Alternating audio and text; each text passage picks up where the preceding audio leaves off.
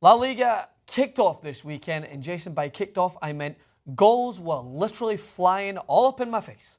All up in my face. Goals everywhere. 6-4, Sevilla and Espanyol. Mark that down as a classic already. In the face. How was the goals in your face? There's a lot of goals in my face. Because many expected Barcelona and Real Madrid to kick things off, and both of them did. The kid Asensio, he just doesn't score normal goals. He just likes to score absolute beauties. He scored 2 in pre-season, and he just bangs in another beauty, proving that James who? James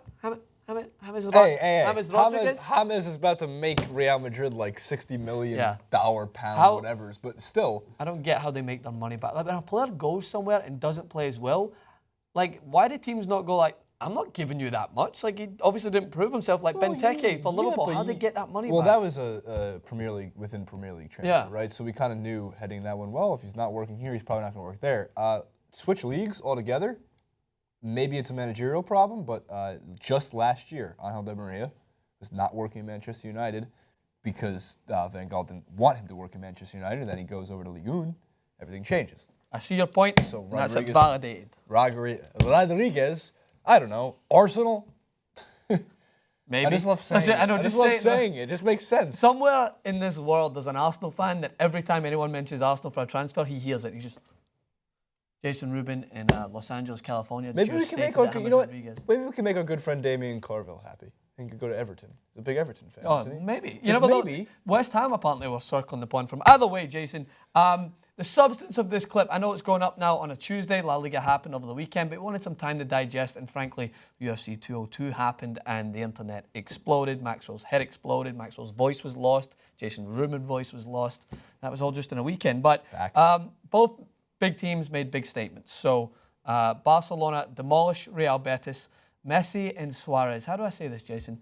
They're telepathic. They just not like, they know when each other's going to the restroom. Taking a shit? Yeah, I'm taking one too. It's like Zoolander. Bulimic. You can read minds.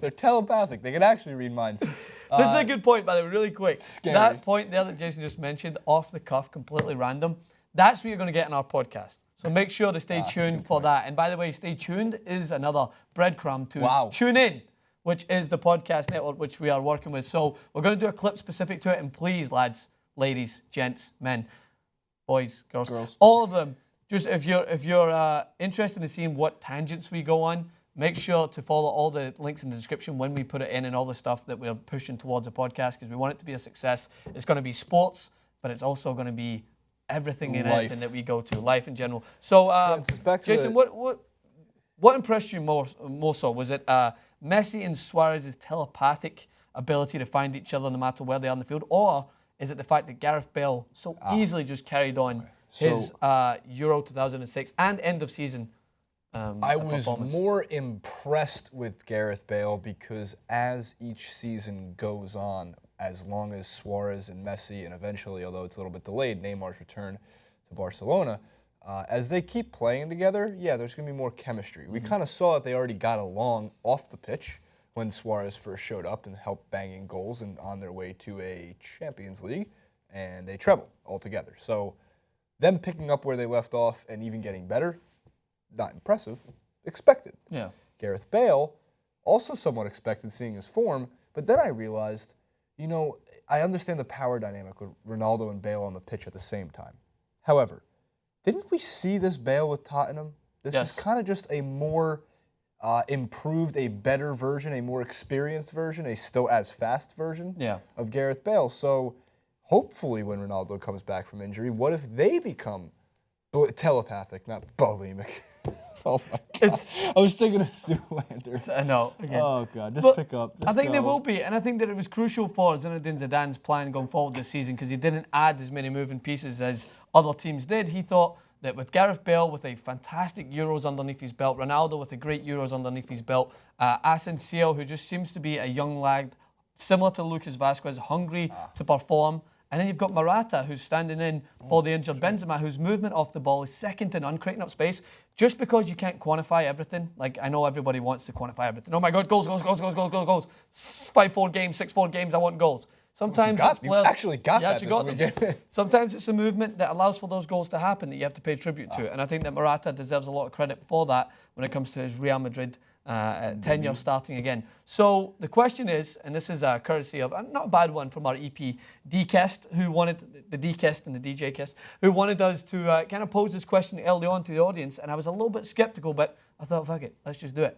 I think the question is, which outside player from the standard go-to, Messi and Ronaldo, will help guide their team, will help more so guide their team to success this year? Is it going to be Suarez or is it going to be Gareth Bale? Now, we will include Neymar at one point, but the second string to both of these teams have been set out. It is Gareth Bale and it is Luis Suarez. Gareth Bale might even go on and be the #1 player this year. We don't know until we see a fully fit Cristiano Ronaldo hit form. It might be Gareth Bale's team this year, and I still think I'm confident in saying that they can go on to obtain success because collectively they have a very good tight-knit squad that Zinedine Zidane has placed as a priority. So it is the question, is Suarez going to guide Barcelona to success this year more so than what you see Gareth Bale potentially doing so for Real Madrid? Shit, that's an impossible question. I know. I think I want Gareth Bale to really step up, as like Guillaume Balaguer's article today with Graham Hunter and Sky Sports. Is this the year of Gareth Bale? They've firmly believed this for at least 2 years now. They've been saying La Liga de Bale for a while, and after the Euros form, they really think that this could be that season where Bale takes that step up. Suarez already has. Yeah, he has. Suarez already has. Suarez is a Ballon d'Or shortlist finalist, or at least should be, and is the closest argument outside of, I guess, Griezmann to Ronaldo being the best player in the world right now, which he is. Not fit right now, but when Ronaldo gets fit, we'll very quickly remember, oh, that's right, Champions League, Euros, banging in goals, life support. Cristiano Ronaldo's pretty damn good at this game. But I think Suarez has already proven that. I think for some reason, Bale just needs to string together the consistency. You know, show up. Yeah, season long. It's an early season. I mean, we're 1 game deep. But if we get all of that Bale it's a lot of Bale in your face. You get bailed out. Bale puns. I'm done. Francis, take over, please. So again, that may be even the further question. This is what I like about our clips. Is we come in and then we're like, holy shit, philosophy takes over. I like to annoy Jason because I think everything's psychology philosophical takes over too, and geometry and geography and no, I'm not going to say bulimic again. Either way. And then we'll go forward onto another question. Is this going to be the year of Bale and Suarez rather than the year of Messi and Ronaldo? And there is an argument to be made that last year was the year of Luis Suarez, more so than Lionel Messi. But let's not forget who played a huge role in those goals and also contributed with goals himself this weekend was Messi. Yeah, as Messi is not coming in, he is hungry. His hair, he made a change of hairstyle, grew out a beard, went back to the national team. He's got his plans in place to go forward and have another groundbreaking season.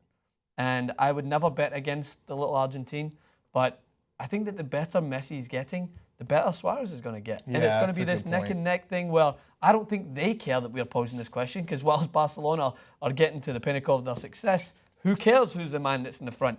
But is it going to be the year now where you finally see some of the players that are in the shadows of these two dominant footballers start to move forward? Messi and Ronaldo will always be precedent in a headline over Suarez and Bale. Hence why you'll see headlines like, is this the year of Gareth Bale? Yeah. Instead of the statement, Gareth Bale set to take over La Liga, which is what it's going to say when Ronaldo gets back from injury. Ronaldo back from fitness.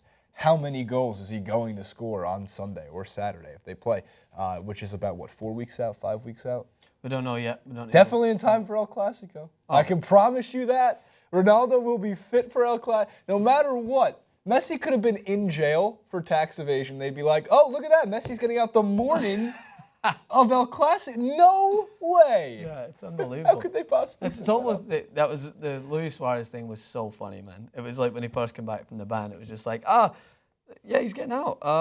They play them and the next day. It's funny how that worked out. Funny how that worked out. Whilst he was able to train and play with the B team to make sure his fitness level was good so that he could actually play. The B team, the bite team. Yeah, exactly. So don't think we're going to bypass La Liga without talking about Atletico Madrid. Even though Atletico Madrid fans might want us actually to bypass what they're saying. 1-1 was their final score against newly promoted Alaves, and it was remarkable late drama. 90 plus 3 minutes on the clock. Atletico Madrid break the deadlock, thinking that they're going to go into the season very similarly to how they have done in the past and how they usually do. 1 goal deficit.